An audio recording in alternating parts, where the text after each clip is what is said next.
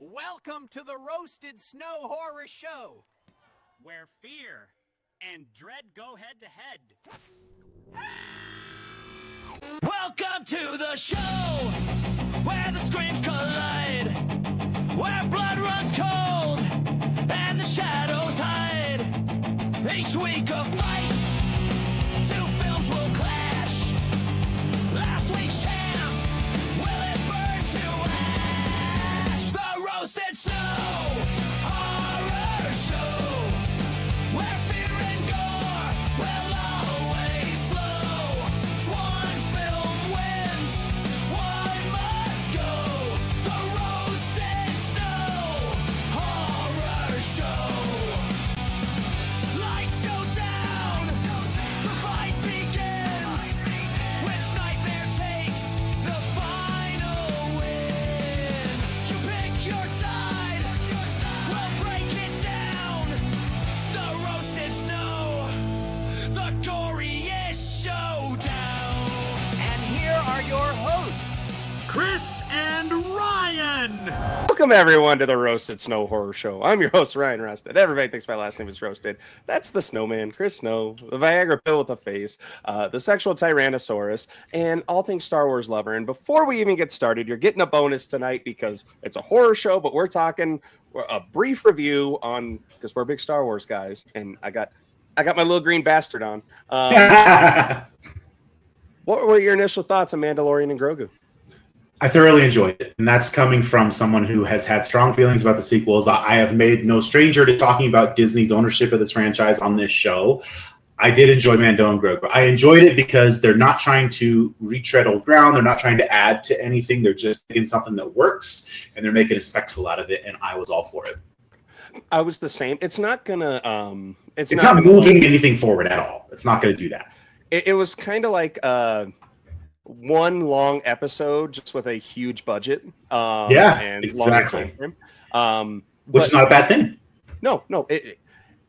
And I had I took Riley, I took my daughter, and then I took my father-in-law, and they haven't finished the series. So like I showed them a little quick video about it. You can watch this movie without seeing the series. I mean, 100%. It helps obviously, 100%. But it like you said, it doesn't progress anything. There's no like surprise cameos or anything, like nothing too out of the ordinary. But yeah, I had a lot of fun with it. I thought it was just, they didn't try and go political with it. They didn't try and do anything. It was just, hey, we know what we're gonna do, and we're gonna do it. And tell a great story with Mando, with Grogu. There was some fun little Easter. If you notice, the champions in the arena. The champions from the Falcon Holo chess table. Oh yeah, I did notice that. And then the hut that Grogu built to protect Mando was the same hut that Yoda built on Dagobah. Just little things like that. Yeah. You'll have a good time with it. Don't go into it expecting Darth Vader to show up out of nowhere, right? Or Luke from like the end of season 2. But yeah, I had a damn good time with it. It was fun to see a Star Wars movie with my kiddo, and my dad. It's just supposed to be fun. It's like it's not trying to do anything but be fun. I think that did its service. I was happy with it. Yeah, me too. Okay, good. Yeah, and Grogu. My only complaint is that I wish he had a little bit more to do, but obviously he can only do so much because he's a little 2-foot tall animatronic. So, but. Yeah, go out and see it. It's a Star Wars movie in the theater. I always have a good time with them. Whether we just like the movies when we walk out, it's always cool to go to a galaxy far, far away. Sigourney Weaver flying a X-wing was a little weird too, but whatever. Neither here nor there. But all right, so out of Star Wars land and into van land. The horror. We are talking The Passenger tonight, which this one came up on our radar because I had one of the best trailers I've seen in a long time. It's less of a trailer and more of like a prologue. Like they show a good chunk of the opening scene in this, and it has a very good jump scare that is like, holy shit. This one had a couple of them that really got me. Yeah, and this one, without going into spoilers or anything, this is like the meme, at least how I was feeling with it. Like, hey, they had us in the first half, not gonna lie, because the first half of the movie, I was just like, and I got some thoughts on it. And the second half definitely picked up on not only the scares, but just the uneasiness. We've all been on a road trip. We've all, at least I assume everyone has driven through a part of the woods where they just, what's out there if we get stranded. Well, so I thought it was an interesting take that this is a demon that preys on travelers. Yeah, I thought that the premise of this one was really good because it is that part of what you said, that there's always that primal fear, right? When you're on a road trip, or really when you're out in unknown territory, particularly in the woods, something just plays on your mind. Even though you're in a car, even though you're making it through, there's always something in the back of your mind that says, what would happen if my car broke down? What would happen if I stopped? Is there something out here that would attack me? And this one really, again, the premise was really cool. The way that the entity, I guess we call it, the shape, as we would if it were Halloween, actually latches onto people and pursues them. So I was all for that, and I liked kind of where it went with that premise. Yep, and my one phrase review for this is it's Hobo Code the movie. There you go, perfect. I knew nothing about Hobo Code, so I learned something, whether it's legit or not. Did you ever see that movie Hobo with a Shotgun with Rutger Hauer? I saw it once, yeah. But yeah, this one it has a bunch of unknowns. I think I don't know if it was an indie film, but Andre Overdahl directed this one. He directed The Last Voyage of the Demeter. If you guys haven't seen it, check it out. That one's actually really good.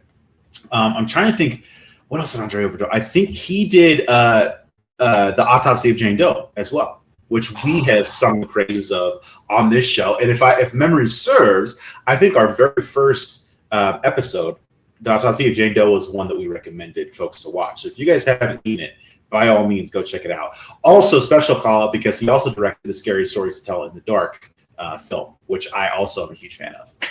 Which I guess now looking at that, it does show, like with the design of the demon here.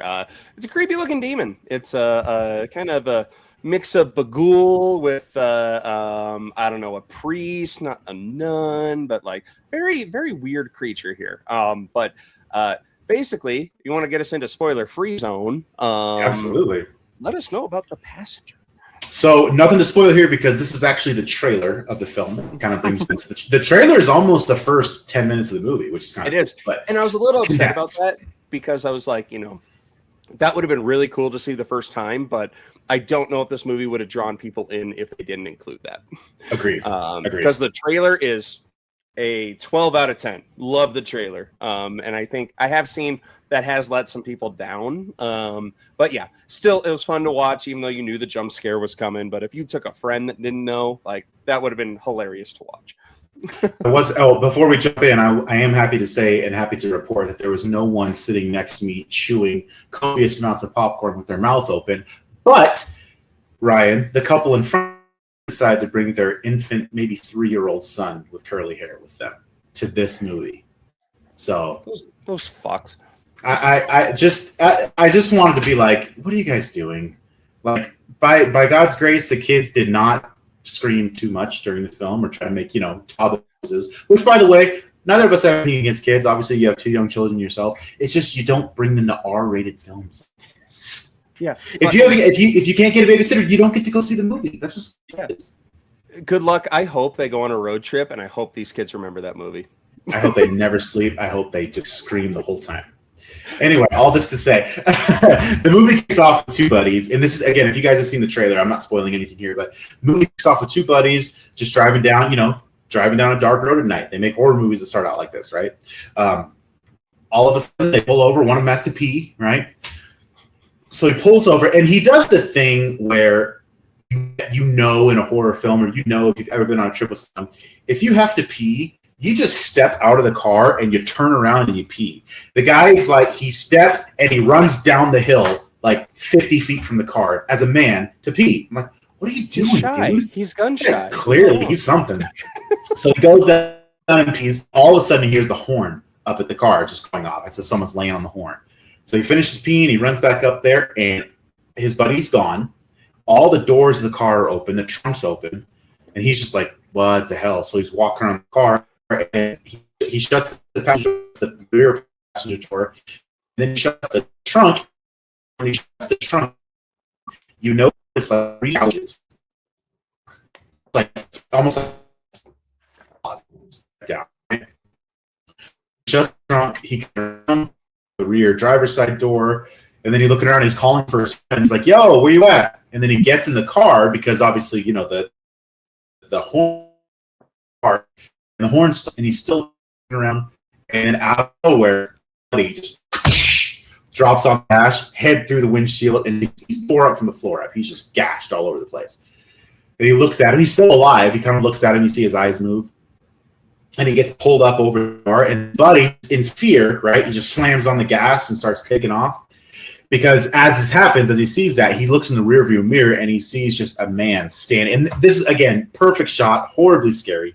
He sees a man just standing like maybe 20 feet away in the dark, barely illuminated by the moon, just staring at the car. So he hits the gas and he takes off. It's like, you know, sorry, I can't do anything about my friend, but he's terrified. He goes, he starts driving away. It's like, and then he looks back, and then he's like, he's just screaming, and he looks forward. He's gunning it. It's like 60 miles an hour, right? And he looks forward, and he sees that same man on the side of the road staring at him, and he passes him. And then he looks back, and then he looks forward again, and there's that man again in front, just staring at him. So he passes him 2 or 3 times. He can't believe what he's seeing. He's like, what is going on? And then this is the jump scare. The 4th time he passes him, the camera pans to the passenger seat of the car, and there's the man. He's a demon-looking guy, right? He's just a pale face with sharp teeth and black soulless eyes. And he screams, the music and the strings cut in, and that's when the intro logo for Passenger goes. But then we get to the meat and potatoes of the story. We have a couple, Maddie and Tyler. They're clearly in New York City, and they're loading a van. They're going to go do the van life thing, right? And that's kind of the premise of the film. They're doing the van life. They're checking things out, and they come across in the same woods south of where they are. They're, like I said, they're in New York. They come across our boys in the beginning, and they're in the car. You know, one of them's in the car, and he's trying to get their attention. And up ahead, sure enough, that car has crashed. They get out and stop, and from then on, that entity that attacked our guys in the opener has latched onto them and is pursuing them across the country to attack them as well. It's kind of the premise and the spoiler-free of it. And the movie is them having encounters with this thing, trying to find ways to get rid of it. They run into some survivors who know a little bit about it.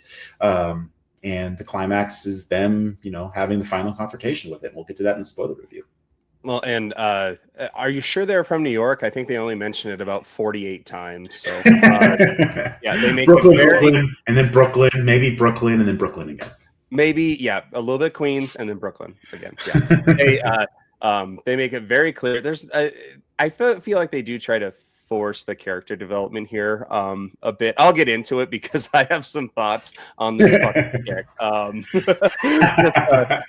do too. Some of the things I was like, girl. One thing in particular, it just bugged me for the rest of the movie. I'm just like, this is so fucking stupid. I'm so upset about this. But yeah, obviously we've seen a movie like this 1,000 times where and you know, one person in the couple sees something, the other one doesn't believe them, and you know, this and that. There are some really unique type scares in this. You know, one involves a parking lot, just basically an abandoned parking lot. I think it's cool because they go to this place called Burning Van, which I thought was funny. And like, I see what they did there. The van life thing, I understand why people do it. It just has always creeped me out. I'm like, I don't want to. Nope. There is no part of me. There is not a single part of my being. And I don't know. Maybe the allure is there it's a Gen Z thing, isn't it? Yeah. I don't see many millennials doing it, but there's we're at home watching. We want to be at home. Like, there's no part of us that wants to be like, you know what? I just want to sell everything I own. I want to buy a van and outfit it, and I'll just live at that, and I'm just going to travel America. What's the plan for the rest of your life? What is because no place feels like home in that place. And you know me, I like to be at home. I like my 4 walls.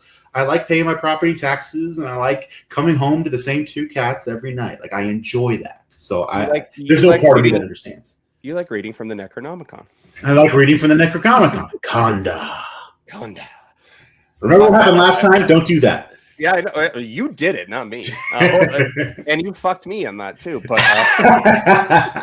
But yeah, we'll jump into spoiler town here. I will say I do recommend seeing it. It is unfortunate that this one comes on the heels of Obsession. I will just say that because it is, it's a fine horror movie. It's we're just in this area right now where everything seems to have something new. Like a couple weeks ago, I was all on board on Hokum. Now I barely even think about that movie. I didn't even think about it. No. So obviously try not to spoil anything, but spoiler town, get the fuck out of here. Go see Passenger. So as Chris said, this movie starts off with that full trailer pretty much. They add in a few. I want to say it's a couple. They add some context in, yeah. Yeah. And it's not really anything that, like, they talk about the guy, he has a small bladder or something. But yeah, he runs down the fucking hill. He goes into the middle of the I did laugh when he's telling his friend, he's like, I'm not going to have to pee. Will you leave me alone? And then he just does this. Yeah. He stares at him and his buddy looks over. He's like, I knew it. I knew it.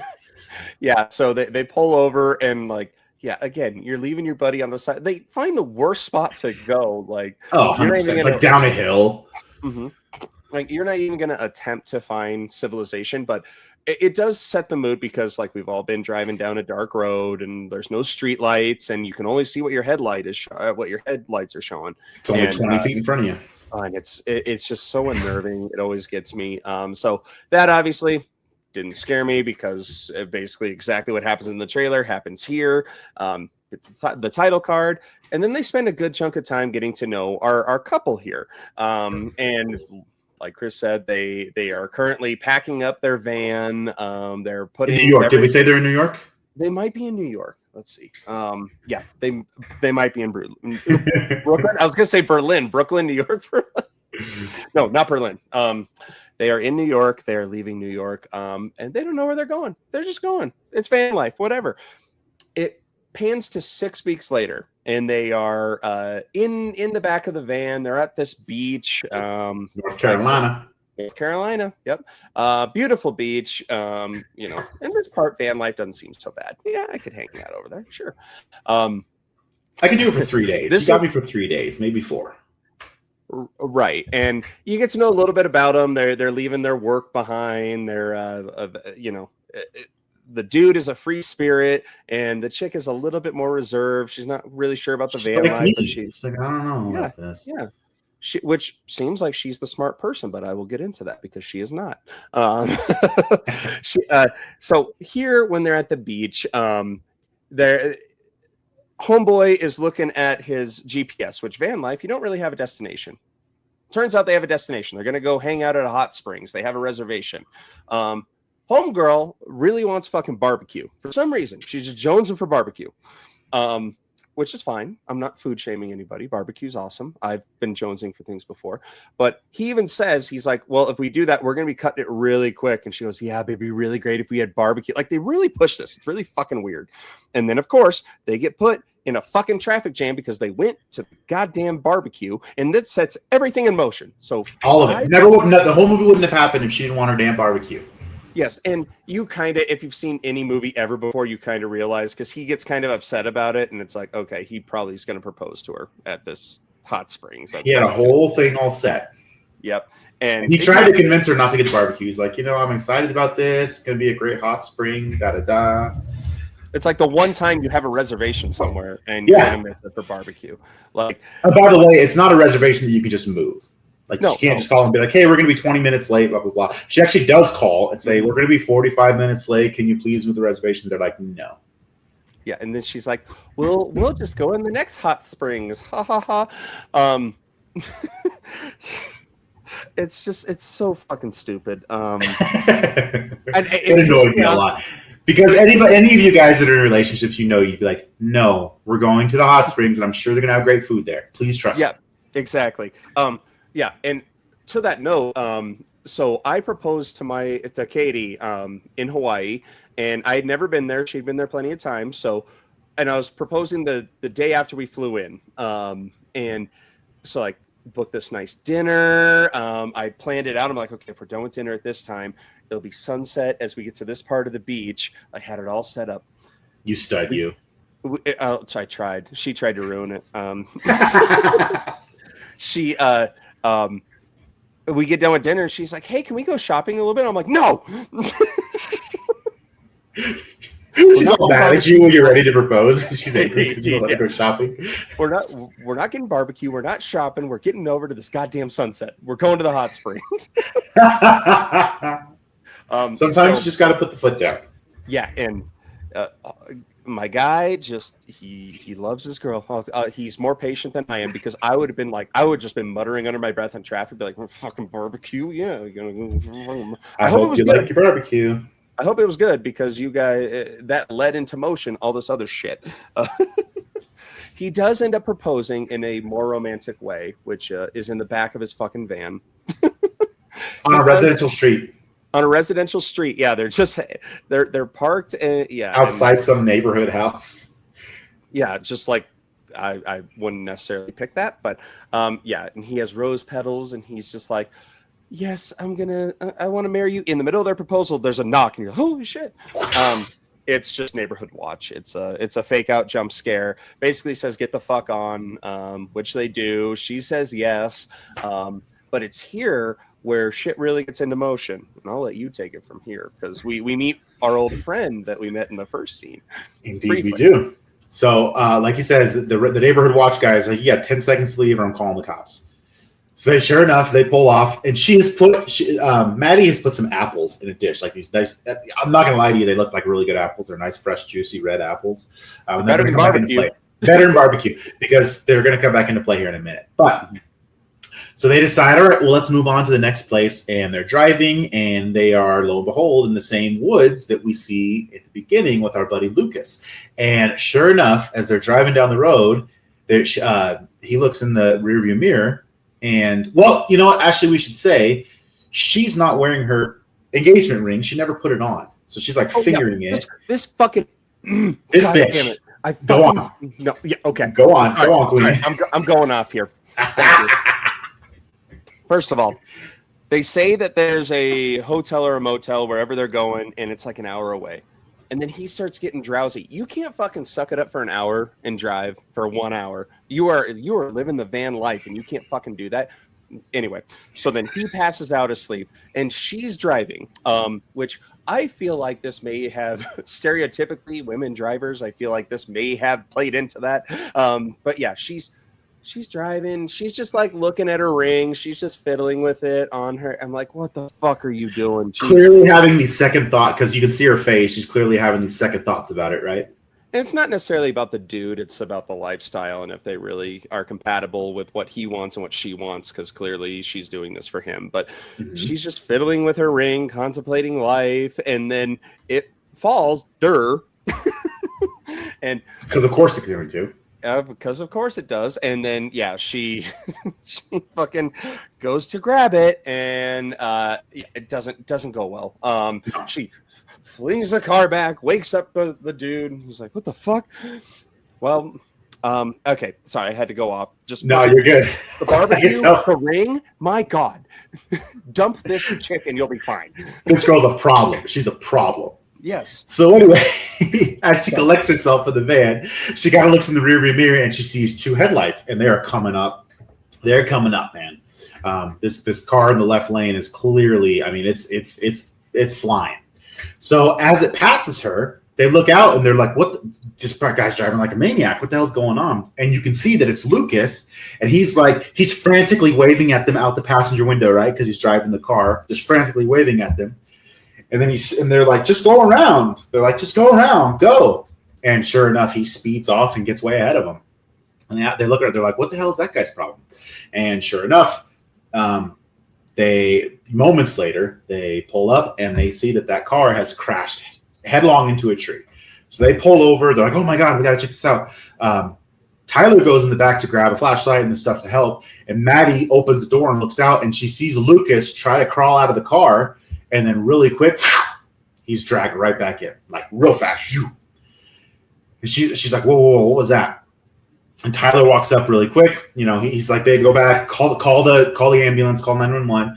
And he goes in the car, and she's having second thought. She's like, well, hold on, I think I saw something. But of course, you know, he wants to make sure that this guy's okay. So he opens the door and he sees Lucas, who's still alive, barely, just kind of smashed onto the steering wheel. And the camera pans on Lucas, and you can actually see the left side of his face is like, I want to say smashed in or torn off. They just show it kind of briefly, but it's because the jump scare that happens here, because they're looking at him and he's like, dude, are you okay? And he's trying to take him, and boom, the airbag fucking takes. Oh yeah, the airbag. that was crazy. I didn't expect to see that, but that one got me too, because the jump scares go in with a lot of noise. So the thing goes off, it kicks it back, and you see his face. And then Tyler jumps out again. He's like, Maddie, are you calling 911? And what Maddie's doing is, yes, she's on the phone, but she also notices 3 long, deep gouges in the trunk of Lucas's car, on the trunk lid, the same that we saw in the first part. So sure enough, they do call the ambulance. The cop shows up, and Tyler shows him. He's like, man, this guy, you know, he was driving down. He was speeding. He's in the car. The airbag went off, and he shows the cop. And again, Maddie is like, she's just kind of thinking to herself, like, what was that? That was so crazy. And she grabs her phone, and on the van, they have dash cams all over. So they have cameras on all sides of the van. It's a sick setup. It's a pretty sick setup. It's a Mercedes Sprinter. You can see they put a lot of money into it. But anyway, actually, I'm skipping ahead a little bit. They get back in the van. They go down to the motel. They do get to sleep. Nothing too crazy that night. But in the morning, when they go to get back in their van, they notice something crazy. It's 3 long gouges in their van, just like there were 3 gouges in Lucas's car. They're like, oh man, someone must have gouged out our car. But Tyler obviously presents to Maddie. He's like, hey, we're actually really close to Burning Van, which is, like you said earlier, it's kind of a celebration of all these van life people get together, just like Burning Man. There's a bunch of van lifers getting together to hang out and have a big bonfire, that kind of thing. So they go to Burning Van. You know, Tyler's really excited. He got to get to meet his idol. Just, we're in the age of influencers, right? So he gets to see a guy who clearly has a YouTube channel and has been doing the van life thing for years and years and years.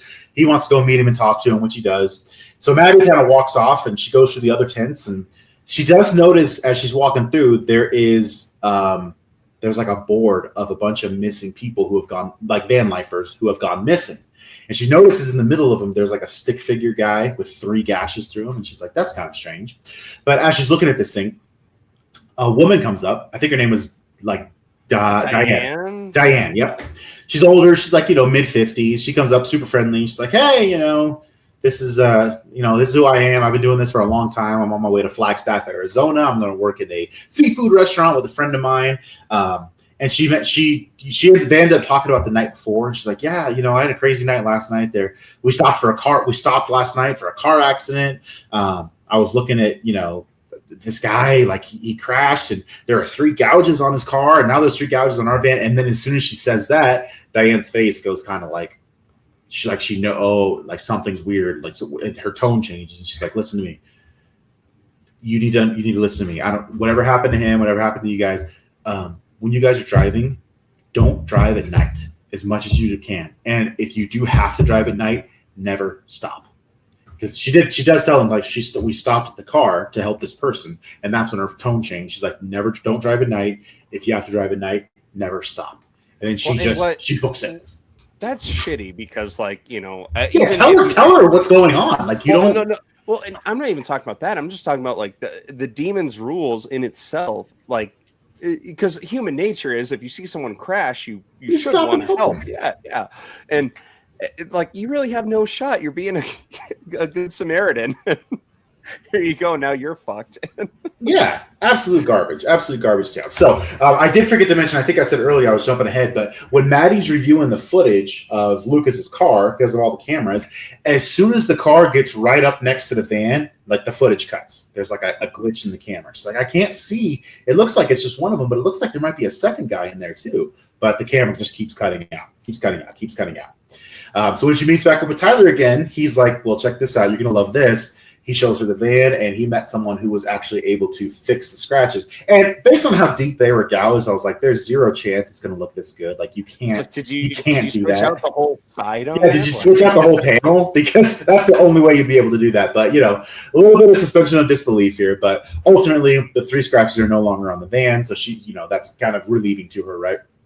So she, that night, Sorry, they do get some good information from this influencer, because they do talk about like, oh, we were kicked out by this neighborhood watch dude. And he's like, no, 24-hour gym parking lots are the best place to go.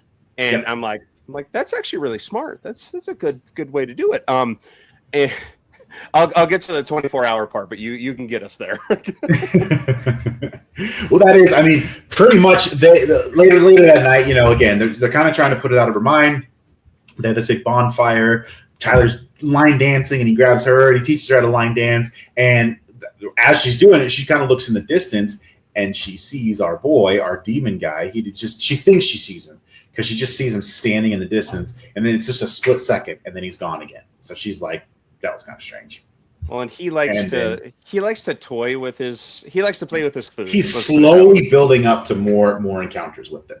Yeah, but you can tell he sees him. He's like, yep, I'm going to follow you guys now. And they're at a rest stop at some point, and she buys a book that talks about the hobo code. And the 3 lines signify danger, because hobos back in the day, they would mark signs and roads and all kinds of symbols like this is safe here. Here is safe. 3 lines is danger. 3 lines through a man means there's a man who's hurt us around here. That kind of thing. Right. A dangerous person. And I'm like, oh yeah, that's right. Like, I did learn a lot from this. I learned that 24-hour, parking lots for perfect for. I learned that don't let your girl eat barbecue. There's a lot I learned from this movie. But yeah, the hobo code. And she kind of keeps all this to herself because, like, she's like, I don't know if I really believe this. Blah blah blah. It's weird. And she's not 100% sure she's seeing him yet. Right. She's just, it's like, that was kind of weird. She's still in that phase. So then they take home dude's advice, and they park for the night at a 24-hour gym, and they go inside and work out. And the boyfriend is on the treadmill, downloading a movie, and she's like, okay, I'm gonna go out to the van. And first of all, I'm like, you guys are so fucking stupid. Yeah, this is what are you doing? I'm like, wait the 5 minutes until he's done working out and walk out together. Like, I don't care if you are in a. That's just common sense, by the way. You're in an unknown place. An unknown area, you're how many states away from home in the middle of the night, and you're just going to walk out in the dark parking lot to your van. And I put this on the dude. I'd be like, no, I'm not going to let my girl walk to the van. Like, babe, wait for me. Yeah. I'm almost done. And insult to injury here, because she goes outside and they decide to park in the furthest fucking parking spot in this fucking awful, barely lit goddamn parking lot in the middle of the night. And so she starts walking, and of course she has her headphones in, and there is this sketchy car, because of course you parked fucking 4 miles away for some reason. I guess, like, you can make the argument that, like, oh, they, the car got scratched the other night and they don't want anyone to fuck with it. Whatever. Way too far away. And this part is where I get pissed off at the director, because I don't go into a movie wanting to fucking get the spins. I was so mad at this point. I was like, I'm so glad this movie. You're like, I feel sick. I'm so glad this movie got better in the second half, because I was so pissed off at this point. Because she's walking out to the van, and the director decides to do, like, not 1 spin, it's like 9 spins at different times. So he does a spin around, and then when the camera turns around, it's a neat, like, effect the first time. The van she's like right at the back door, and then it spins around because she looks around. She's like, is there someone here? And then when it comes back around, the van has moved another 30 feet away. Yeah, which is, again, it's a good effect. But then she starts walking and does another spin. And then I believe she sees the silhouette of the dude. And, like, it's just, there are way too many spins in this fucking. You feel like you're drunk. You feel like you've had too much Jack Daniels, and you're 21 all over again. And you're like, let me hold the wall. Exactly. Yeah. It's Ted 2. Can you help me get home? Can you help me get home? God, I love that scene. Yeah. This one is called "This Is Permanent." They're coming. And can you help me? This one's "Can you help me get home?" It's actually pretty mellow. Doesn't sound mellow, but Yeah, so she ends up freaking the fuck out because obviously, I mean, you would too. Yeah. But A, it's your own damn fault for not waiting for your boyfriend. B, why'd you park so fucking far away? And why are you like whatever? I'm so mad at it. But My man didn't like this scene, right? I know, dude. I was so mad. I was mad too because of a hockey game, but we're not going to talk about. Yeah, that. we're not going to talk about that though. But yeah, also made my head spin. But she gets to the van, she books it, she locks the door, and this part's pretty cool because she ends up getting the dash cams because they also have put like coverings over all their windows because obviously they're sleeping in their vehicle, and which is inherently creepy in its own. And it's a nice looking van, but she pulls out because she thinks someone's following her, and it's this dude. She keeps going thank God there's no more spins, but she keeps going from camera to camera to camera. And then she sees the figure off in the distance in like front of a Big Lots or something. And the camera keeps cutting out a little bit and he keeps getting a little closer until boom, jump scare. Like his teeth are right in the camera. It's a really effective jump scare. Yeah. And from this moment on, the movie really does kind of redeem itself from all my previous issues, because the horror really picks up here. It really does, and you spend less time worrying about these fucking moronic decisions that these guys are making. I did want this guy to just take them out pretty quick because I hate it. I hate this couple so much. Anyway, sorry, I'm so mad. Go. So, of all the times to take out her phone and review footage, because she, after the teeth are right there, she comes back and she tries to turn the cameras on again and she can't do anything. So she actually pulls out her phone to review the stock footage again of Lucas's car driving by. So she pulls it out and she's watching it again. And she actually, this time the camera doesn't cut out because she's by herself probably, but she's able to look and see that same guy is actually sitting in the passenger seat of Lucas's car. And when he gets right alongside the van, he turns and he looks right at the camera. Again, scary effect. And then when she notices that, she's kind of shocked. She's like, oh my gosh. And then the next scene, the camera picks up and he's standing right behind her. Mm-hmm. So he walks up the van towards her and he grabs her neck from behind and he starts choking her out. Like hands on her neck, choking her out. And she, in a last desperate act of like, what am I going to do? She reaches up and Tyler, her boyfriend, before they set out back in Brooklyn, because remember, they're from Brooklyn. Don't forget they're from Brooklyn. Are they? They're from Brooklyn. Yep. Where's Brooklyn? Brooklyn's in New York. In New York. Okay. He put a medallion of St. Christopher, who's the patron saint of travelers in the Catholic faith. So she grabs that emblem and she just tries to hit him with it. But the moment the emblem touches his hand, it burns him. And he's like, ah! Well, he doesn't do that, but you can tell it hurts him. It burns him. And he's like, fuck, man. He's like, when it does that, she really quickly, she jumps out of the car and she turns around and there's Tyler coming towards the van. He's like, hey, are you okay? And she runs up to him. She's like, oh my God, look, guess what? Someone just tried to kill me. He was in the van. Someone was in there. It was the guy from the video. And he's looking at her. He's like, what are you talking about? He doesn't believe any of it. He goes in the van and he looks. He's like, there's no one in here. And she's like, I burned him with the medallion. And the medallion, this is another thing that kind of pissed me off. I was like, just show him the medallion. It's burned on the back hand where it touched him. Like it's burned, it's charred. Show him that and be like, look. But she doesn't do that. He does, to his credit, he says, babe, listen, hey, I believe you, okay? But there's no one in there now. We got to get out of here. So they get back in. They keep driving by. And this is where that night, she's kind of sitting up in the back of the van while Tyler's driving. She's on the internet. She's researching some more of those things that she saw in the Hobo Life book. And she's on an internet webpage, like it's clearly a forum, and she sees something that's called The Passenger. She's like, what is this all about? And she clicks into it. And The Passenger tells a story of it's like a it's someone who has done harm to people who have been on the road. And the reason she clicks into it is because she sees the 3 gouge marks next to it. And she reads up on the passenger, which is basically, it's this entity that haunts and travels with, follows and kills travelers on the road. So that's where she kind of sees, she's like, oh my God, maybe we're really in danger. And this is where things kind of kick into high gear, because that night, instead of staying at a motel, they decide that they're going to go to camping. So they go into the woods, and Tyler, to his credit, is clearly a nice guy. He hangs a sheet. He puts some lights up. they have a projector, and they're going to watch Roman Holiday with Gregory Peck. That's the movie that he downloaded in the gym. And you know what movie I wish they would have picked? Is the Blair Witch Project. I was like, but this setup is so badass. You're in the middle of the woods. He's got a speaker. He's got light. Like, this is something I would love to do. But like, it's so, yeah, it's again, yeah, he's a genuine good dude. Other than the fact that he has no spine with barbecue, but he really does want to calm her down. They do have little tips here and there about, like, you know, is the van life really for me? And this is where it kind of comes to a head, is because he tells her, he's like, I noticed you're not wearing your ring. Well, yeah, I almost put an accident the last. Yeah, he's like, I noticed you're not wearing your ring. And that's when she tells him, she's like, I don't think I want to do this. Because he comes with the whole thing. He's like, I actually have some good news. My boss called me and told me I could have my old job back, and I could do it 100% remote, and it comes with a pay bump.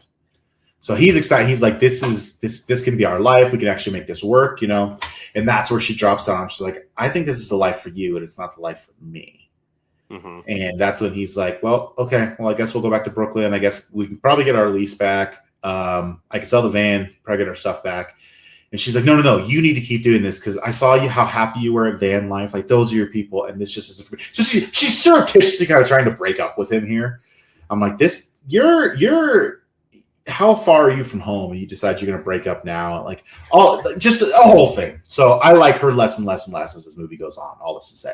Well, and in the middle of it, because they kind of look at the screen, and there's they kind of notice something behind the screen there. It's like something's pushing on it. It's so creepy. He's like, wait. He's like, so as she's trying to break up with him, right? Like he's getting angry. He's not getting angry, but he's obviously frustrated. He's like, this is not how I expected this to go. And then they see, like, what is that? Because something, it looks like it's just pushing from behind the screen. So he walks up. He kind of walks up to it, and sure enough, it's a face that's like pushing through the screen from the back, which to me would be enough for me to be like, yeah, let's go back in the van. Mm-hmm. But and he does the I'm gonna pull down the projector thing or the screen, and nothing's there, obviously. And then the lights start going out, but the projector's still working. So a really cool effect here, which I've never seen done before. Yeah, this is really neat. They use the projector as the light. And the movie's still going. So, like, when they're going through the trees, like, you're seeing faces and this and that. And then my fucking demented mind, this is where mine went. I was like, well, thank God they're not watching a porno. You're dirty. Well, and like, hey, if the next scary movie, if this movie does well enough, I'm sure they'll have a parody of it. But yeah, and obviously they do this effect for a while. You know a jump scare's coming. You just don't know when. And then, boom, it goes over, and the face on the projector lines right up with the passenger's face. The demons, yeah. Oh, so creepy. So creepy. My favorite scene in the movie. Yeah, this was dope. And there's a shadowy tree behind Tyler that looks like the passenger standing there, but then he shines his light on it, and it's just a tree.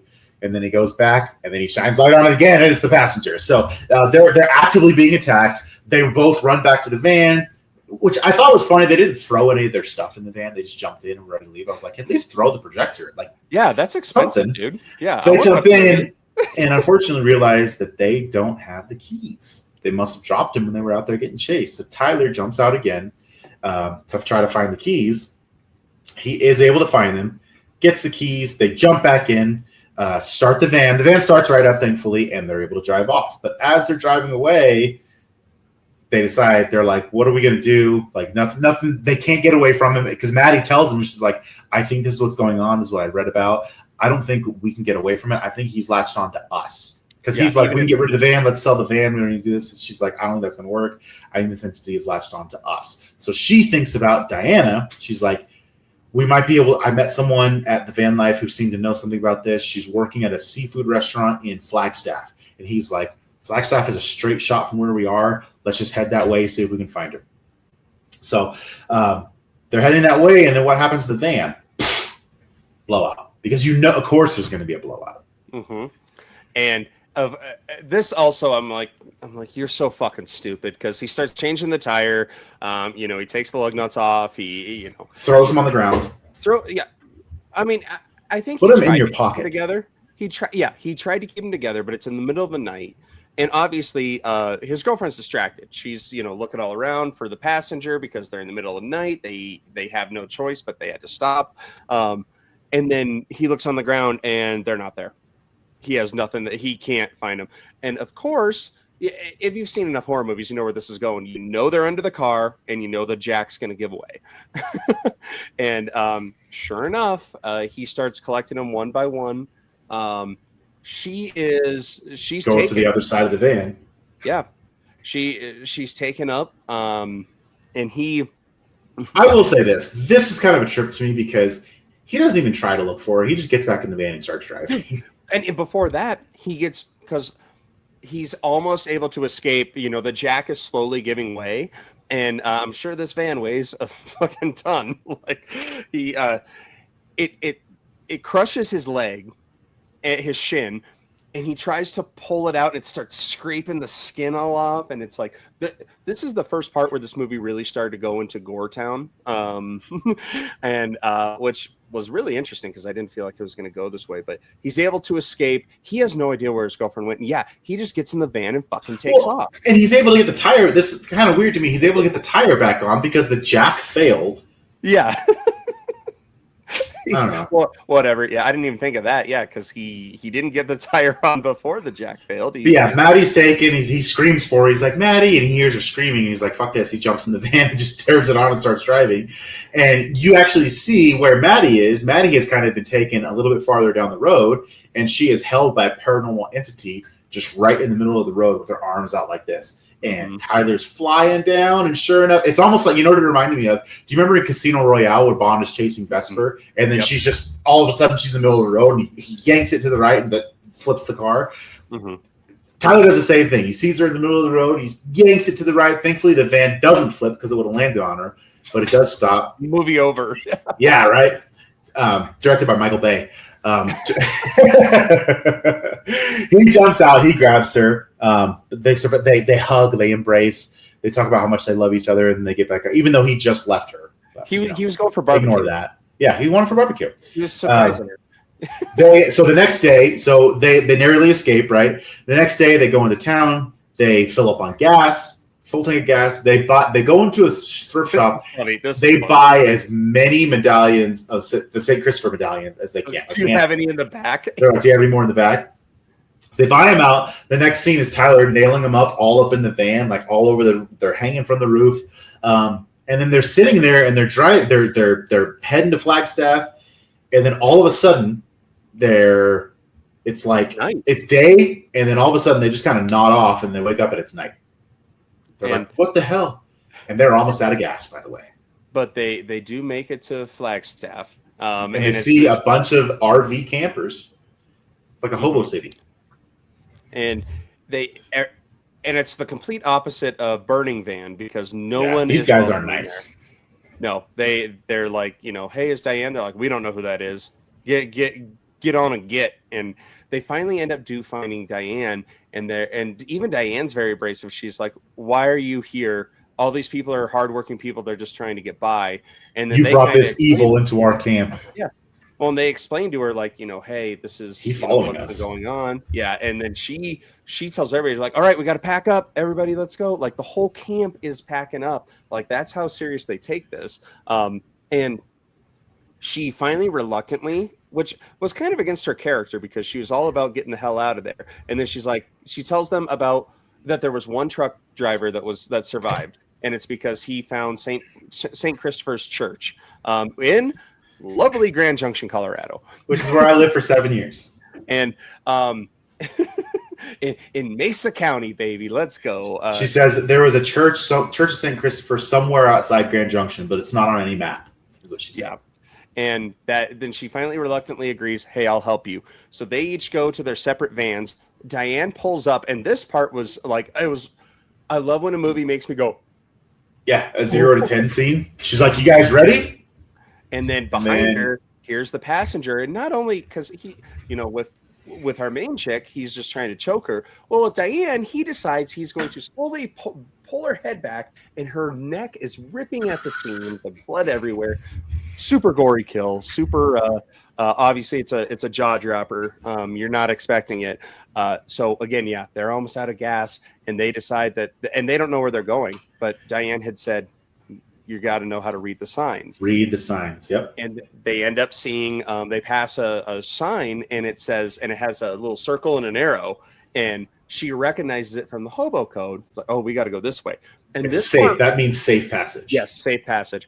This part really started to freak me out only because of a personal experience last year. The family and I, we went up to, we had booked a isolated cabin. I probably should have researched it a little more because it was very isolated. Bro, what are you doing?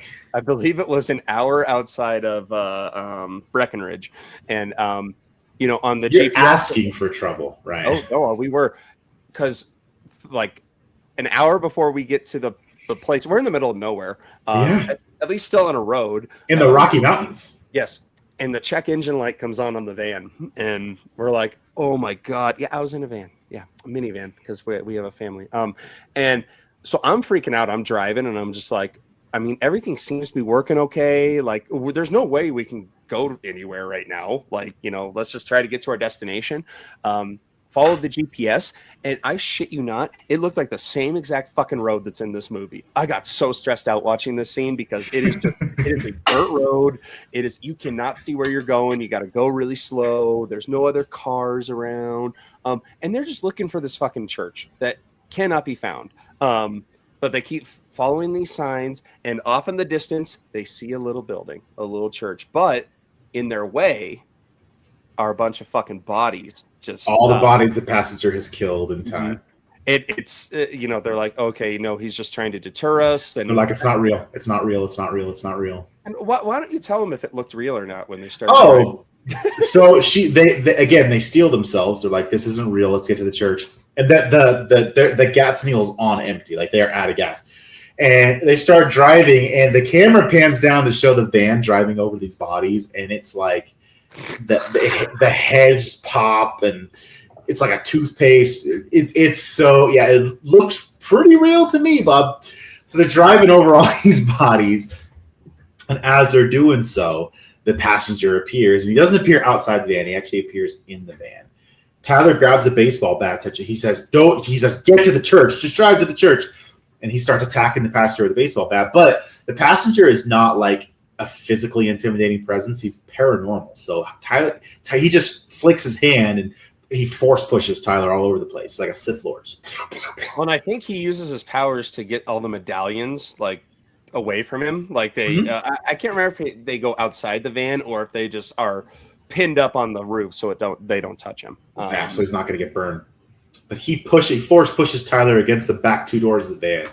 And Maddie turns around and sees him, and she's like, Tyler! And he's like, Maddie, get to the church. And then the passenger one last time flicks his hand and just force pushes Tyler out of the back of the van, flying into the field of rocks.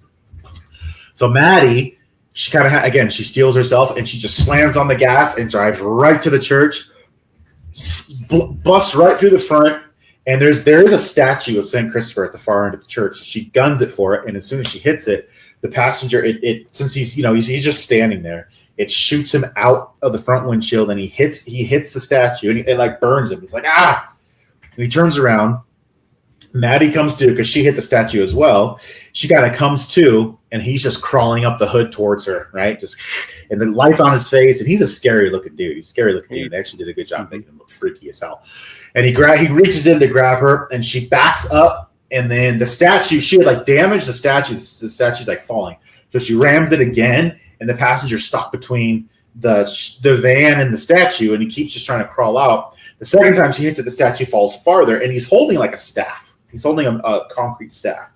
And then she backs up again, and the statue falls all the way forward, and that staff is hanging down. She backs all the way up, guns the gas, drives forward, and impales the passenger on the statue. And it just burns because, it's the St. Christopher statue is what holds the power, right, to stop him. And it just burns him, and it's incinerating him. He's being sent back to hell, I guess you could say. And his face, like, collapses. And it's a really cool effect. It's a really cool effect. Because there's not like blood; it's like black glue that's going like demonic ichor. And she ends up, obviously she's defeated this demon now. Whoop-de-doo, yay, we did it. She's able to find Tyler, and he's, probably not feeling great. But he's alive. He is alive. And, they have the mega happy ending, and they're, the church is on fire and blowing up, and they... that's how it ends. There's no post-credit scene. It's ultra happy music. The ambulance and a fire engine is like driving. Right, yeah. Which, by the way, I don't understand how they made it that fast, because this church is supposed to be out in the middle of nowhere. Right, yeah. And it's not even on a road. It's not even a road. It's just open ground that's leading up to it. But apparently they saw the fire and just headed that way. I don't know. Yeah, they're like, whatever, here we go. Yeah, there's another fire at the church. And you would know better than I would, but you already said there is no church out there that you know of. So good luck if anyone finds it. But it was nice to see it, because I thought of you right away. I was like, oh yeah, Grand Junction. There we go. Old stomping grounds. Yep. Beautiful Grand Junction in the heart of the mesas there. But honestly, I thought solid movie. Obviously I had beefs with it the first half of it. Obviously the trailer set a very high expectation. First half did not meet it, mainly because the element of surprises out there. But then the second half surprised me in a ton of ways, mostly Diane's kill and the wood scene with the projector. I thought it was badass. I thought it was really well done. Any other beefs that you have with this? My biggest beef is fucking the circle camera shit. I don't like what Maddie was doing to Tyler. Like, if you don't want to be out there, you say this before you guys, like, this is the issue with people and couples, and like, you're just not sure, so you continue following through with it until it finally comes like, oh yeah, really, I really wasn't sure. And that realization doesn't come to you until you're already committed. It's like being married for 5 years. I mean, like, I wasn't sure when we got married, and now's the time I want to blow everything up. Same with this. Like, I wasn't sure I wanted to come with you on this trip and be with you. I'll wait till 6 weeks and we're halfway across the country, and then I'll tell you. Being hunted by a demon. Being hunted by a demon, by the way. Yeah, so issues with Maddie. I guess I get it because she's young, but whatever. And the other thing is, guys, if you have a plan, you have an itinerary, don't stop for barbecue. No. You don't need barbecue. Yeah, and I thought about it. Real quick, I did forget to mention. I mentioned that's exactly what I was going to say. I said the apples are going to come back into play. So how about them apples? The apples that she placed out after they see Lucas's crashed car and they get back in their car and check, those apples have rotted. So just a second. And yeah, it's a really good effect in the time, because like, oh shit, those look nasty. But she's one of my least favorite characters that we've covered so far. And I'm not crazy about Tyler either, but it did give me a good idea, because we, if you guys, we are going to do a live show on Halloween. It's going to kind of be our, what's our favorite movie of the year? How did things stack up? But I did think if we make it a whole night long thing, we could have, hey, worst decision made, worst actor or worst character, best character. Not even like acting performances or whatever, but kind of like our end of the season award show for Halloween. Yeah. And our Razzies. She's our Golden Globes. Our roasties, our roasty snowsies. Snowsty roasties. Snowsty roasties. There you go. Boom. You guys were a part of that. Great. Yeah, hey. I like it. She will do good ones too, but she definitely will be part of that unless other people take her over. Because I didn't like the character development, but guys, solid horror movie. Just unfortunately, it ain't even touching Obsession. No, I think I've got to say, and I mean, we're going into a summer with some hard hitters. Scary movie, obviously Evil Dead Burn. It's gonna take a lot to beat Obsession. I mean, we're gonna be fair warning, guys. I think we're gonna be glazing Obsession for a while. I am, yeah, and it's that good. It's crossing 100 million this weekend. Yeah, and I think June 2nd. The rumor is online. There's going to be the unrated cut, which you had brought to my attention last week, that they had to cut a bunch of crap out of the specifically to avoid NC-17 car scene. Yeah, that. So I am very interested to see that, and because I'll gladly watch that movie again. I would rewatch Passenger. It's rewatchable when it comes out on streaming. I will definitely watch it again. So definitely check it out. Let us know your thoughts on that. It is a hard hitter. Absolutely a hard hitter. It is. It just unfortunately probably could have done better if it was released like a month ago. If we hadn't seen Obsession yet, we would be like, oh yeah, this is probably the top. Oh, it may have, and again, I want to leave like end of the year rankings. I don't know where I would place it, like in my recent favorites outside of Obsession. Like, I think Hokum for me probably still beats it barely. Like just the way it made me feel, but yeah, super fun movie. Next week we're taking a different route because we're headed to the back rooms, and with this we are going to do part 2 of our video game series on Wednesday. It's going to be our top 5, or Chris's top 5 horror movie adaptations from video games. And I gotta ask you, because I'll tell you my experience with this so far, but what is your experience with the back rooms? So fair warning, I've actually never, of me being the gamer that I am, I actually have not played the Backrooms. I am familiar with the premise and I'm familiar with the template, and I was browsing the Steam page just this last week because I think before we see this film, I may download and give the game a try. It does look very terrifying. The premise is terrifying to me, right? You discover a back room in the warehouse that you work at, and it's endless. And there are things in this back room. Oh yeah. And I obviously I haven't played the game either, but I have done it in the last day or two, started to do a deep dive into the lore and the original videos. I'd seen bits and pieces of it over the years. Again, like I'm the yellow, lighting and all that. Like I've seen videos of that. I actually started watching which is actually, I'm going to jump ahead here. That's going to be my recommendation, is you guys watch on YouTube at least. There are 3 found footage segments of the back rooms. I think one is 9 minutes, one is like 12 minutes, and the last one is 45 minutes. So it all comes out to be about a movie. Obviously, if you're a found footage nerd like we are, it's very creepy. There's going to be found footage aspect in the actual movie. But then I also, this week, prior to the back rooms, I've already downloaded, and instead of listening to podcasts, I'm going to be listening to kind of people break down kind of what their thoughts are on the Backrooms video series on YouTube leading into the movie, so that we kind of know what we're talking about. And if Chris plays the game, then that's great. I hope he loses sleep. That's awesome. So yeah, we'll go on video game Backrooms. What's your recommendation this week? So I mentioned this earlier on in the film, but I want you guys to check out another film by the director of Passenger, Andre Overdahl, The Last Voyage of the Demeter. So if you guys are also literature buffs, which I am as well, if you have read the story, the classic tale, Dracula, there is an important piece in the book that is, it's not explored overly because the actual event itself is not that relevant. It's just Dracula, if you guys know, we may have covered this when we talked about the Dracula films, but Dracula, the way he gets from Transylvania to England is by ship. So he has his coffin, and his coffin's loaded onto a ship, the Demeter, and that ship sails from the Aegean Sea up to London, and that's how he actually gets there. Now, in the book, there's 2 chapters dedicated to, hey, there was a ship crash, a shipwreck. The Demeter wrecked into the port, and they went on the ship to look, and the entire crew was either missing or dead. And they have no idea why. There's zero. They did find that some of the crew that they do see, their throats have been slashed.